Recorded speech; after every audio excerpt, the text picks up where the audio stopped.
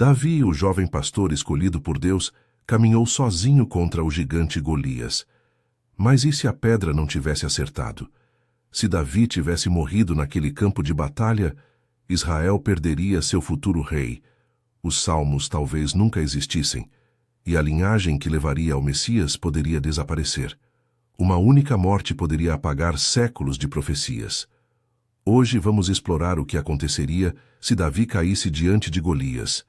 E as consequências são muito mais sombrias do que você imagina. Assista até o final, porque o último cenário revela como uma derrota poderia mudar toda a história bíblica. Deixe o like, se inscreva e prepare-se para enxergar Davi e Golias de uma forma que nunca foi explicada assim. A pedra voa pelo ar e atinge Golias bem no meio da testa. O impacto soa alto, seco, como madeira rachando. Sangue escorre pelo rosto do gigante. Ele cambaleia. Por um segundo, só um segundo, parece que vai desabar. Todo mundo prende a respiração. Mas então Golias sacode a cabeça, limpa o sangue com a mão. E quando ele olha para Davi de novo, aquele olhar não é de dor, é de raiva pura. O tipo de raiva que vem quando alguém te fere, mas não te derrota. Quando alguém te humilha, mas você ainda está de pé. Golias avança. Não devagar, não tropeçando. Ele corre. Um gigante de quase 3 metros correndo com tudo na direção de um garoto que mal começou a fazer barba. Davi tenta pegar outra pedra. Tenta girar a funda de novo, mas não dá tempo. Não dá tempo de nada. A espada de Golias corta o ar. E Davi cai. Simples assim. Sem heróis. Sem milagre. Só um corpo pequeno caindo na terra seca do vale de Elá. O silêncio que vem depois é diferente de qualquer silêncio de batalha. Não é aquela pausa antes do ataque, não é tensão. É choque. É o som de milhares de homens tentando processar o que acabaram de ver, porque eles estavam começando a acreditar. Depois de 40 dias ouvindo Golias gritar desafios, depois de 40 dias de medo, aquele garoto apareceu do nada e disse que ia resolver. E por um momento, quando ele caminhou para o campo sem armadura, sem medo, alguma coisa dentro de cada soldado israelita pensou: talvez isso seja real. Talvez Deus esteja prestes a fazer o impossível. Mas não faz. E quando Davi cai, o que morre ali não é só um menino. É esperança. É a ideia de que fé sozinha pode mudar as coisas. É a última faísca que estava mantendo aquele exército inteiro de pé. Os filisteus explodem.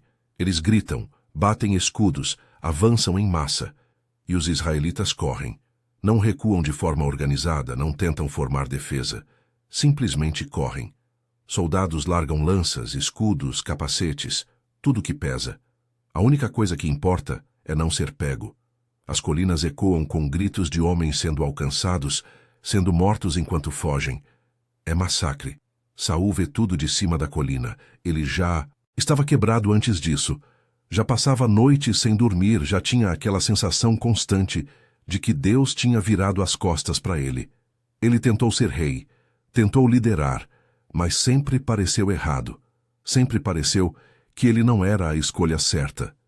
E então, apareceu esse garoto, esse pastor que falou com tanta certeza sobre Deus, sobre vitória, sobre o impossível. E por um momento Saul pensou: talvez ainda dê. Talvez Deus ainda esteja aqui. Mas quando vê o corpo de Davi no chão, quando vê seu exército correndo em pânico, Saul entende. Não tem talvez. Deus realmente saiu. Israel está sozinho. Ele está sozinho. Nos dias seguintes, as cidades da fronteira começam a cair. Os filisteus não só vencem a batalha, eles avançam com tudo, tomam Socó, tomam Azeca, empurram cada vez mais fundo para o território israelita. E Israel não consegue se reorganizar porque a derrota no Vale de Elá não foi só militar. Foi espiritual. Quebrou alguma coisa profunda. Saul tenta reagir. Ele convoca tribos, tenta reunir forças. Mas ninguém responde do jeito que deveria. As tribos começam a calcular, começam a pensar: vale a pena continuar lutando? Talvez seja melhor negociar com os filisteus. Talvez seja melhor cada um cuidar do seu território. E quanto mais Saul pressiona, Quanto mais ele exige lealdade, mais ele parece desesperado, mais ele parece fraco. E aí começa a paranoia de verdade. Saul passa a ver traição em todo lugar. Um general demora para responder uma ordem. Traidor.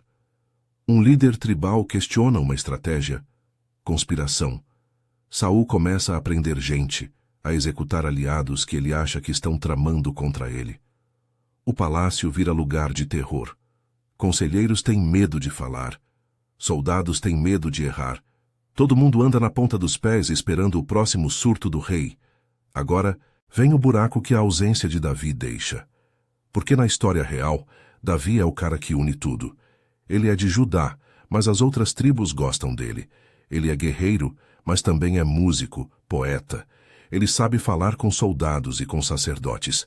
Ele é carismático de um jeito que faz gente de todos os clãs se sentirem representados. E é exatamente isso que Israel precisa. Um país de tribos briguentas, de regiões que mal se falam, precisa de alguém que faça todo mundo olhar para a mesma direção. Mas esse alguém está morto no vale de Elá. Sem Davi, as tribos ficam soltas. Cada uma protege seu território, faz suas alianças, segue seus interesses. Judá fica de um lado, Efraim de outro, Benjamim no meio tentando não desagradar ninguém. Reuniões de líderes viram brigas. Todo mundo quer mais autonomia, mais poder. Ninguém confia em ninguém. E enquanto isso, os filisteus vão comendo o mapa. Jonatas tenta segurar a situação. Ele é filho de Saul, é corajoso, já provou que sabe liderar em batalha. As pessoas respeitam ele. Mas Jonatas tem dois problemas. Primeiro, ele é filho de Saul. E quanto mais Saul enlouquece, mais isso se torna um fardo. Segundo, ele não tem aquele brilho que Davi teria. Jonatas é bom, mas não é excepcional. Ele é leal, mas não é inspirador. E sem aquela amizade profunda que ele teria com Davi, sem aquele laço que moldaria decisões e criaria pontes entre ele e outras tribos, Jonatas fica preso. Ele passa os anos tentando apagar incêndios, tentando acalmar o pai, tentando convencer tribos a não se separarem. É trabalho de Sísifo. Enquanto isso, os filisteus não só dominam militarmente, eles começam a instalar governadores, colocam oficiais em cidades conquistadas, cobram impostos pesados, recrutam jovens israelitas para trabalhar em projetos filisteus. E fazem isso de forma inteligente. Eles não tentam apagar a cultura israelita de uma vez. Eles deixam os cultos locais acontecerem, deixam as tradições continuarem, mas vão infiltrando suas próprias práticas. Imagens de deuses filisteus começam a aparecer em mercados. Festas filisteus viram obrigatórias. Devagar, a identidade israelita vai se diluindo. E tem um detalhe que corrói tudo por dentro. A pergunta que ninguém consegue responder. Por que Deus deixou Davi morrer? Porque, olha, Davi não era um guerreiro arrogante buscando glória. Ele era um pastor, um garoto que viu um gigante insultando o Deus dele e decidiu fazer alguma coisa. Se alguém merecia vitória divina, era ele. Mas não veio. A pedra acertou, mas não foi suficiente. E isso levanta uma dúvida terrível. Deus abandonou Israel? Profetas tentam explicar. Alguns dizem que foi castigo coletivo, que o povo tinha pecado tanto que nem a fé pura de um jovem conseguiu reverter. Outros dizem que foi teste, que Deus está vendo quem vai continuar acreditando mesmo quando parece que ele não está lá. Tem até quem diga que Davi estava errado, que ele foi presunçoso, que achou que podia vencer sozinho quando deveria ter esperado o exército. Mas nenhuma dessas respostas satisfaz, porque o que as pessoas viram foi um garoto corajoso morrer tentando salvar todos. E se Deus não interveio ali, por que alguém deveria confiar que ele vai intervir em qualquer outro lugar? A fé em Israel começa a rachar. Alguns se tornam mais devotos, mais rígidos, tentando compensar seguindo cada regra, cada ritual, cada lei à risca. Outros começam a se afastar. Começam a pensar que talvez os deuses filisteus sejam mais fortes. Talvez valha a pena agradar eles também, só por garantia. Sincretismo religioso se espalha. Altares mistos aparecem. Israelitas fazem oferendas tanto para o Deus de Israel quanto para Dagom. Os anos passam e Saul finalmente morre. Pode ser em batalha, pode ser por doença, pode até ser por suicídio. Não importa muito. O que importa é que quando ele morre, não tem sucessor óbvio. Jonatas até tenta assumir, mas ele não tem base. Tribos do sul não aceitam ele. Tribos do norte querem alguém delas. Começa uma disputa que dura anos. Pequenas guerras civis, assassinatos políticos. Israel se fragmenta de vez. E sem uma capital centralizada, sem um rei forte, não tem como construir estruturas duradouras. Na história real, Davi escolhe Jerusalém exatamente porque ela não pertence a nenhuma tribo. É território neutro. Isso faz dela o lugar perfeito para centralizar poder sem desagradar ninguém. Davi conquista a cidade, traz a Arca da Aliança para lá, transforma ela no coração religioso e político de Israel. Mas aqui isso não acontece. Jerusalém continua sendo uma cidadezinha irrelevante. Talvez até caia nas mãos dos filisteus em algum momento. E sem Jerusalém como centro, Israel nunca se torna realmente unido. É só uma confederação frouxa de tribos que às vezes cooperam, mas geralmente brigam. Tem outra perda enorme: os Salmos. Davi, na história real, escreve dezenas de poemas e cânticos. Eles se tornam centrais na espiritualidade judaica por milênios. Salmos que falam de angústia, de alegria, de arrependimento, de louvor, que dão palavras para sentimentos que as pessoas não conseguem expressar sozinhas, que criam uma linguagem compartilhada de fé. Sem Davi, esses salmos não existem. Pode até ser que outras pessoas escrevam cânticos, outras tradições poéticas surjam. Mas não é a mesma coisa. Não tem aquela profundidade, aquela mistura de vulnerabilidade e força que os salmos de Davi têm. A espiritualidade israelita se desenvolve de forma mais seca, mais focada em lei e ritual, menos em emoção e conexão pessoal com Deus. E aí vem o golpe maior. Sem Davi não tem Salomão. E sem Salomão não tem o Templo de Jerusalém. O templo que, na história real, define o judaísmo. É o lugar onde Deus habita, onde sacrifícios são oferecidos, onde a presença divina se manifesta. É tão central que quando os babilônios destroem ele séculos depois, é trauma nacional. O exílio inteiro gira ao redor da saudade do templo, da esperança de reconstruí-lo. Mas aqui, esse templo nunca é construído. Pode ser que algum rei mais tarde tente construir algo parecido em algum lugar.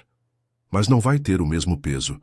Não vai ter a história de Salomão, a sabedoria, os recursos, o período de paz e prosperidade que permitiu a construção. Sem o Templo de Jerusalém, a religião israelita fica descentralizada. Altares locais ganham importância. Cada região desenvolve suas próprias práticas, e isso torna muito mais difícil manter coesão religiosa. Com o passar das décadas, Israel vira presa fácil. Quando os assírios começam a expandir seu império, quando eles varrem a região conquistando tudo, Israel não tem estrutura para resistir. Não tem exército unificado, não tem alianças fortes, não tem rei capaz de negociar. As tribos do norte caem primeiro, depois as do centro. Judá talvez segure um pouco mais, mas eventualmente também cai. E quando cai, não é como na história real. Não tem exílio unificado para a Babilônia, não tem profetas mantendo esperança, não tem promessa de retorno. É só dispersão. Israelitas espalhados, absorvidos por outros povos, perdendo língua, perdendo tradição, perdendo identidade. Em poucas gerações, Israel deixa de existir como povo distinto. Mas voltando àquele momento no Vale de Elá, aquela morte específica vira lenda. E dependendo de quem conta, a história muda. Para alguns, Davi vira símbolo de presunção. O garoto que achou que fé sozinha bastava, que não respeitou o tamanho do inimigo. Vira história de aviso. Não seja tolo, não superestime suas chances, não confie cegamente. Para outros, ele vira mártir puro. O jovem que deu tudo pela causa, que mostrou coragem suprema mesmo sabendo que podia perder. Vira exemplo de sacrifício, não de vitória. E essa ambiguidade transforma o conceito de heroísmo. Em vez de celebrar o guerreiro conquistador, o rei que triunfa, a cultura passa a valorizar outros tipos de grandeza. Profetas que falam verdade mesmo sob risco. Sábios que guiam com palavras, não com espadas. Líderes espirituais que mantêm fé mesmo quando tudo parece perdido. O modelo de liderança muda, menos focado em poder militar, mais em resistência espiritual. Só que tem um vazio enorme que essa mudança deixa, a esperança messiânica. Na história real, surge essa expectativa poderosa de um rei futuro da linhagem de Davi. Um ungido que vai restaurar Israel, trazer justiça, estabelecer paz eterna. Profetas falam disso por séculos. O povo espera por isso. É promessa que atravessa gerações, que mantém esperança mesmo nos momentos mais escuros. Mas sem Davi, sem dinastia davídica, de onde vem essa promessa? Talvez ela simplesmente não exista. Talvez a esperança israelita se foque em outras coisas, em restauração espiritual, em retorno à lei, em purificação coletiva. Ou talvez surja uma expectativa messiânica diferente, vinda de outra tribo, criando tradição completamente distinta. Mas aquela promessa específica do filho de Davi, aquela linhagem real que tantos aguardariam, isso desaparece. Séculos depois, quando escribas tentam juntar a história do povo, quando tentam entender o que aconteceu, eles olham para trás e veem o momento de virada, o dia no vale de Elá, e eles se perguntam, e se Davi tivesse vencido? Como seria? Talvez Israel tivesse se tornado grande. Talvez Jerusalém tivesse florescido. Talvez a fé tivesse se consolidado, o templo sido construído, a linhagem real estabelecida. Mas para eles, isso é fantasia. A realidade é tribos dispersas, cidades perdidas, identidade fragmentada. E tudo por causa de uma pedra. Uma pedra que voou pelo ar naquele vale empoeirado e quase fez o impossível acontecer.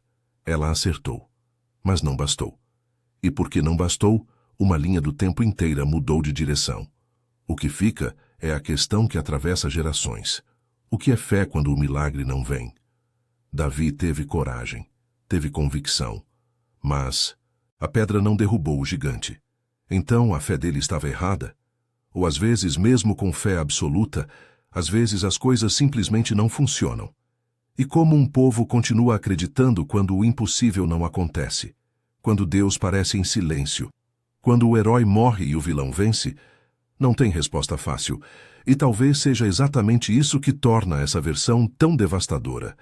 Porque ela não oferece conforto, não oferece lição moral limpa, oferece só a realidade brutal de que às vezes, não importa quão pura seja sua causa, não importa quão forte seja sua fé, às vezes, a pedra simplesmente não é suficiente. E você tem que descobrir o que fazer depois.